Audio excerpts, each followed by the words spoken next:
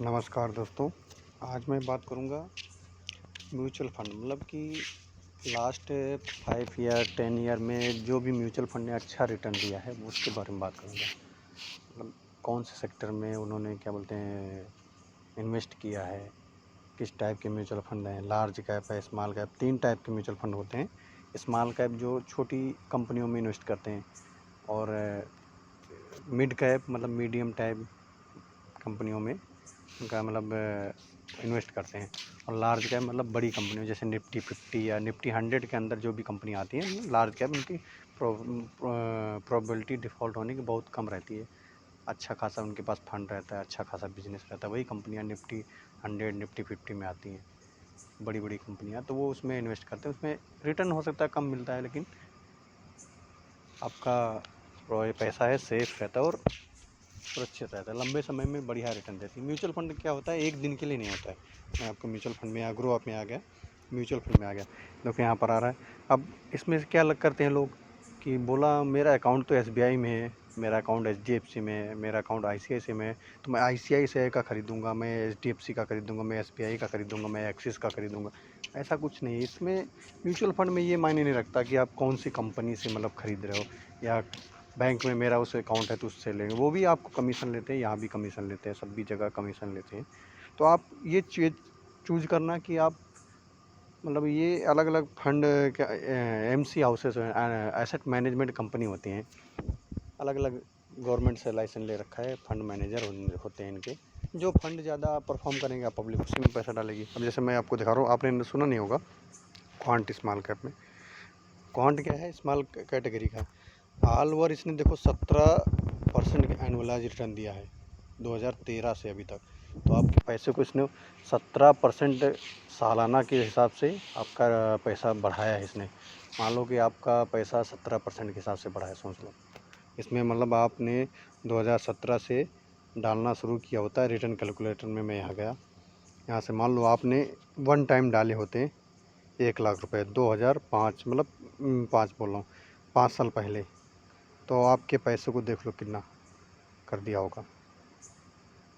आप इन्वेस्ट करते 1 लाख, आपके पैसे 2018 से अभी तक कितने हो जाए, 3,56,000 मतलब 3,57,000 मान लो कि ऐसा इसने रिटर्न दिया है। देख आप खुद देख लो, 3 साल में आपने इन्वेस्ट किए होते 1 लाख, आपके पैसे हो जाते 3,31,000।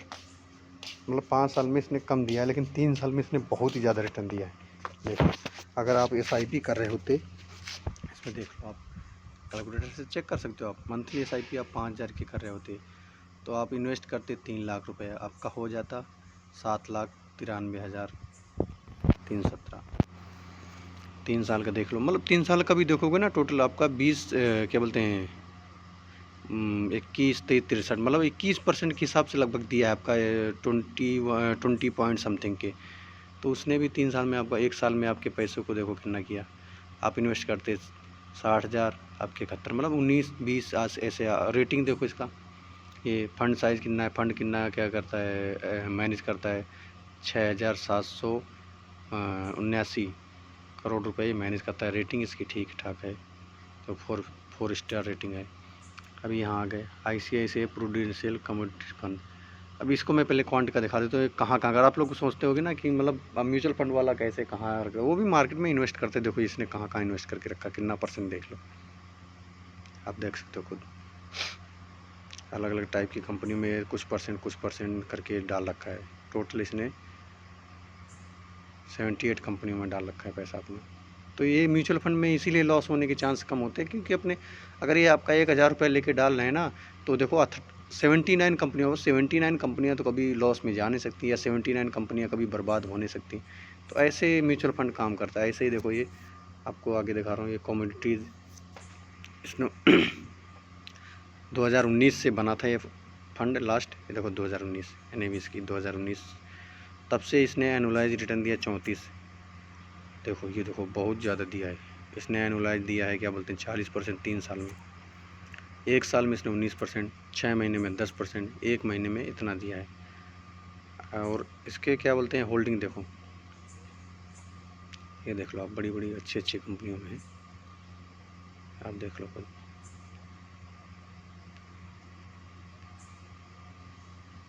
ये है इसका। अब मैं इसका रिटर्न कैलकुलेटर मैं आपको दिखाता हूँ।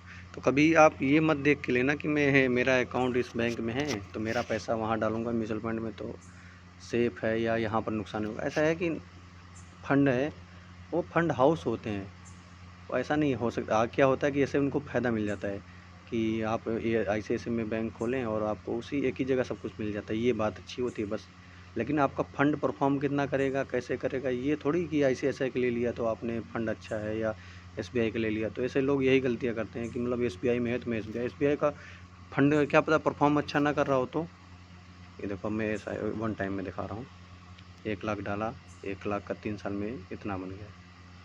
SIP दिखा देता हूँ, 3 साल में 1,80,000 डालते 2,58,000 वाला 43, 1 साल में इतना ऐसे। वही आगे जाता हूँ, ये पराग पैरी, इसमें मैं खुद डाला था, बढ़िया फंड है ये क्या है थोड़ा बहुत विदेशी, इसका 5 स्टार रेटिंग है। फंड साइज देख लो कितना, 39,848 करोड़ रुपए मैनेज करता है। इसने जब से अभी तक बना है 2013 से 19% के हिसाब से एनुअलाइज रिटर्न दिया है। ये 35 कंपनियों में, ये थोड़ा विदेशी कंपनियों में भी कुछ दिखाऊंगा मैं आपको। देखो HDFC में 8% का होल्ड करता है, ITC में 7% का, बजाज होल्डिंग में ये देख लो। फिर यहाँ पर आ गया ये अल्फ़ाबेट, ये है विदेशी कंपनी, इसको मैं खोलूँगा नहीं खुलेगा। देखो एक्सिस बैंक को खोलूँगा ना खुल जाएगा। ये देखो इंडियन कंपनी है, लिस्टेड है। यहीं पर देखो माइक्रोसॉफ्ट, ये भी इंडिया की नहीं है, US, ठीक है। फेसबुक, अमेजॉन, देख लो आप खुद देख लो। कुछ विदेशी कंपनियों में भी ये डालता है पैसा, इसलिए इसका अच्छा खासा रिटर्न इसमें फ़ायदा मिल जाता है। ये देखो बड़ी बड़ी कंपनियां हैं जो भी ये बाहर वाली कंपनी में डालें, जैसे कि अल्फ़ाबेट, माइक्रोसॉफ्ट, सभी ने सुनी है नाम, और नामी जानी कंपनियां, फेसबुक, अमेजॉन, सब नामी जानी कंपनियां हैं बिल्कुल, ठीक है। तो ये उनमें पैसा डालता है। कुछ हैं जो मतलब 4 कंपनियां हैं जो ये विदेशी कंपनियों में डालता है। और इसका मैं रिटर्न कैलकुलेटर आपको दिखाता हूँ। वन टाइम 1 लाख, 5 साल में बन गए 2,30,526, 3 साल में आपका पैसे को इतना हो गया। मतलब आप म्यूचुअल फंड में क्यों आते हो कि आपको FD और बैंक से ज़्यादा पैसा मिले। यहाँ तक कि सोना भी आपका इतना स्पीड में नहीं बढ़ता है। हाँ कहीं कहीं हो सकता है वो ज़मीन का रेट हो सकता है बढ़ जाए इतनी जल्दी, लेकिन ज़मीन में लिक्विडिटी का प्रॉब्लम आता है। मतलब कि आपको बेचना आज ही है तो आप बेचना मुश्किल है, आपको 10-15-20 दिन, और अगर आज ही बेचना है तो फिर आपको उसके हिसाब से कंप्रोमाइज़ करना पड़ेगा। यही लिक्विडिटी है। म्यूचुअल फंड में लिक्विडिटी का थोड़ी दिक्कत है, आज बेच दिया 2 दिन बाद आपके पास खाते में पैसे। ये है कहानी म्यूचुअल फंड की। देखो आप म्यूचुअल फंड में इसीलिए लोग आ रहे हैं क्योंकि क्या बोलते हैं अच्छा खासा रिटर्न दे रहा है, इसीलिए। मैं भी अपना म्यूचुअल फंड अभी दिखाऊंगा, मेरा म्यूचुअल फंड भी अच्छा खासा रिटर्न दे रहा है। अभी टाटा डिजिटल इंडिया, इसमें भी मैंने डाला था कुछ दिन, फिर उसके बाद निकाल लिया था मैंने, ज़रूरत पड़ी थी पैसों की। तो इसने 2016 से अभी तक फंड बना है। ये देखो इसका भी देख लो, ये भी होल्डिंग 33 कंपनी में देख लो। ये IT कंपनियों में मतलब डालता है। क्या डिजिटल इंडिया, मतलब डिजिटल इंडिया, जो भी डिजिटल करने के लिए इंडिया में कंपनियां हैं जो डिजिटलाइजेशन में काम कर रहे हैं, देखो पूरा IT कंपनियों में डाला है इसने। इंडिया की भी हैं, विदेशी भी कंपनियों को।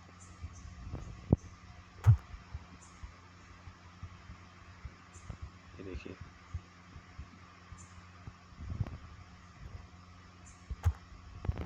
तो इसीलिए म्यूचुअल फंड में क्या होता है आपका बैलेंस रहता है फंड। अभी देखो म्यूचुअल फंड किस टाइप के होते हैं।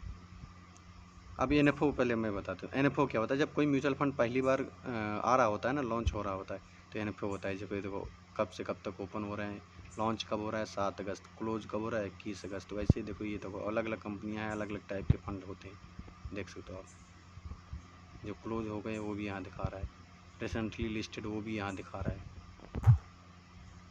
अब देखो 3 टाइप के यहाँ पर स्मॉल कैप, 3 कैटेगरी में फ़ंड को डिवाइड किया है कि small cap, mid cap, large cap. देखो मिड कैप, तो होता क्या है कि ऐसा बताने को तो ऐसा बताते हैं कि लार्ज कैप में, बताने को नहीं हकीकत भी है, लार्ज कैप कंपनियों में जो डाल रहा है पैसा आपका ब्लू चिप, देखो रेटिंग अच्छी है इसकी, अच्छा रिटर्न दिया अपन। देखो रिटर्न, लेकिन रिटर्न में मैं आपको देखना, यहाँ इसने एनुअलाइज 15% रिटर्न दिया है सालाना 2013 से अभी तक। कंपनियाँ पूरी निफ्टी 50 की मैक्सिमम कंपनियाँ, ये सब पूरी निफ्टी 50 की आपको दिख रही हैं।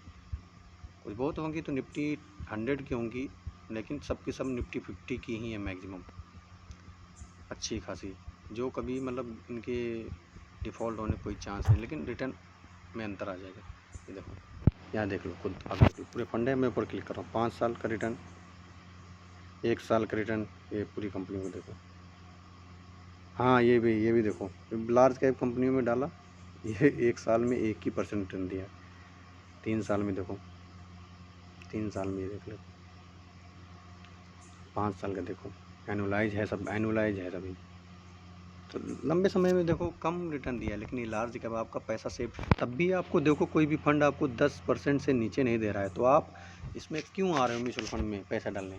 रीज़न यही है कि आपको सेविंग अकाउंट में रखा हुआ पैसा उससे ज़्यादा मिले, क्या बोलते हैं, एफडी से ज़्यादा मिले। अब क्योंकि आप रिस्क लेके आ रहे हो, एफडी में आपको फिक्स दे दिया गया लिख के कि आपका पैसा इतने साल में इतना हो जाएगा, तो वो फिक्स है, आपको टेंशन नहीं है। लेकिन आप इन्फ्लेशन को नहीं बीट कर पा रहे हो ना, इन्फ्लेशन क्या है, महंगाई है, इन्फ्लेशन को नहीं बीट कर पा रहे हो। अभी देखो इन्फ्लेशन 8 से लेकर 12% के बीच में बढ़ रहा है।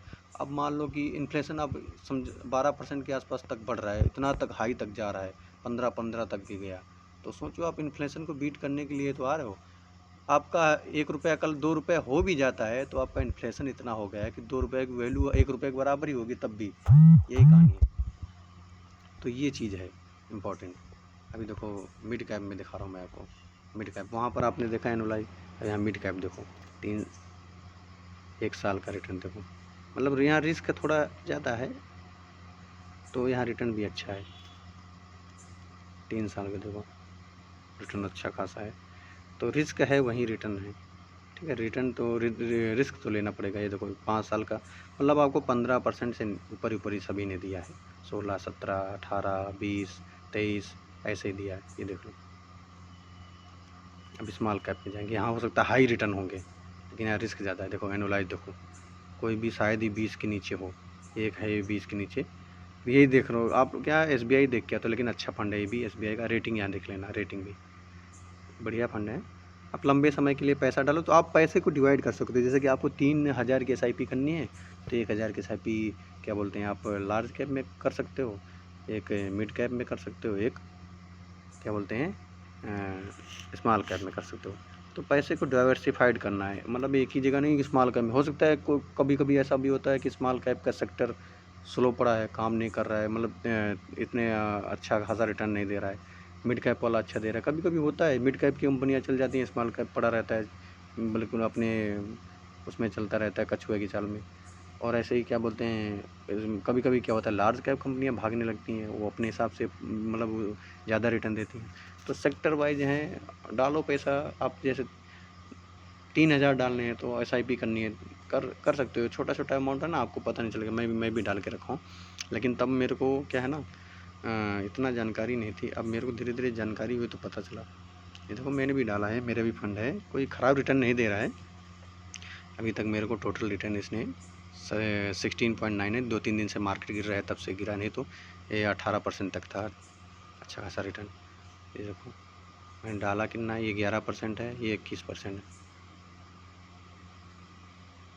डाला कितना है कितना, 32,000 है डाला, 36,000 है, 34,000 डाला, 42,000 है।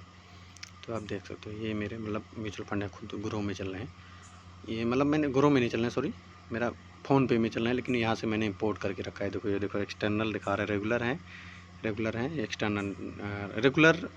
और 2 टाइप की इसमें, रेगुलर वाले में थोड़ा टैक्स ज़्यादा लेती हैं कंपनियाँ, तो ये मैंने उस टाइम पे लिया था। ये देखिए अब मैंने आपको म्यूचुअल फंड दिखा दिया कैटेगरी, हाई रिटर्न। ये देखो यहाँ भी कैटेगरी हाई रिटर्न, जो भी अच्छा खासा रिटर्न दिया है पिछले 3 साल 5 साल में। तो आप बढ़िया फंड है ये, म्यूचुअल फंड में थोड़ा थोड़ा पैसा डालना चाहिए। ये देखो टैक्स सेविंग फंड, ये क्या बोलते हैं कि आपका इनकम टैक्स के कैटेगरी में आ सकते हैं। तो मतलब इनकम टैक्स की उसमें शो कर सकते हो, जब आप इनकम टैक्स फिल करते हो, तो ये उस टाइप के फंड है, लेकिन इसमें लॉकिंग पीरियड होता है। देखो 3 ईयर लॉकिंग पीरियड, 3 साल से पहले फंड को मतलब आप पैसा नहीं निकाल सकते हो। उसकी यूनिट मतलब जैसे कि आज जो खरीदी है यूनिट NAV, वो जब 3 साल हो जाएगा ना, तभी उसको आप विड्रॉल कर सकते हो। तो 3 साल की लॉकिंग पीरियड है, ठीक है। तो मेरे भी फंड ELS हैं, जो क्या बोलते हैं, सॉरी, ELSS, ये टैक्स सेविंग फंड होते हैं। ये मतलब उसमें भी आप शो कर सकते हो जब आप इनकम टैक्स भर रहे हो, उसमें इसको उसमें छूट मिलती है। तो मेरे भी फंड सेम वही हैं। देखो, ये देखो ELSS, इसने भी 21% सालाना दिया है। तो बहुत पुराना फंड है, 5 साल में इसने इतना दिया है, 3 साल में इतना दिया है। तो इसमें मैंने इसलिए लिया था इनको कि ताकि मेरे बार बार जो पैसे निकालने की आदत है ना, कि डालता हूँ जब ज़रूरत होती है निकाल लूँ। तो दोस्तों, म्यूचुअल फंड में लंबे समय के लिए टिके रहोगे तो बढ़िया रिटर्न देता है। बीच बीच में निकालने की आदत रहती है ना लोगों को कि निकाल लूँ, तो उतना ही पैसा डालो जो आपको कहीं और ज़रूरत नहीं लग रही है। तभी एनुअलाइजेशन ने 15% दिया है। तो मैंने इसलिए इनमें डाला था कि ताकि मैं बार बार जल्दी जल्दी निकाल ना सकूँ। इसी वजह से रीज़न यही था मेन, कि मैं निकाल ना पाऊँ चाह के भी। इसलिए मैं निकाल भी नहीं सकता इसको जब तक अब 3 साल नहीं पूरे हो जाते। तो 3 साल बाद ठीक ठाक रिटर्न दे ही देता। और देखा होगा आपने, 3 साल में ठीक ठाक रिटर्न ही है सभी फंड के, अच्छे खासे रिटर्न है। तो म्यूचुअल फंड में आप 1 महीना, 2 महीने, 6 महीने के लिए हो सकता है थोड़ा बहुत प्रॉफिट मिल जाए, लेकिन मज़ेदार प्रॉफिट नहीं मिलेगा। लंबे समय के लिए टिके रहोगे, बढ़िया प्रॉफिट मिलेगा। बाकी अगर ग्रो ऐप से आप करना चाहते हो तो मैं लिंक डाल दूँगा ग्रो ऐप का, उससे आप अकाउंट खोल सकते हो। ग्रो ऐप में कोई चार्ज नहीं है अकाउंट खोलने के लिए, डीमैट अकाउंट खोलने के लिए। लेकिन मैं जीरोधा का भी उसमें डालूँगा डिस्क्रिप्शन में। जीरोधा मेरे को अच्छा लगा। म्यूचुअल फंड लेने के लिए तो ये ऐप अच्छा है। अगर आप शेयर मार्केट में डायरेक्ट इन्वेस्ट करना चाहते हो तो मेरे को जीरोधा बढ़िया लगा। उसमें 200 रुपये अकाउंट ओपनिंग फ़ीस है, लेकिन वो मेरे को अच्छा लगा। तो उसका भी मैं लिंक डिस्क्रिप्शन में भेज दूँगा, ठीक है। बाकी मेरे मार्केट मनी नॉलेज चैनल को सब्सक्राइब भी कर दीजिएगा। आप मेरे चैनल में आए हो, पूरा देखे हो, तो इसको भी सब्सक्राइब कर दीजिएगा। Thank you.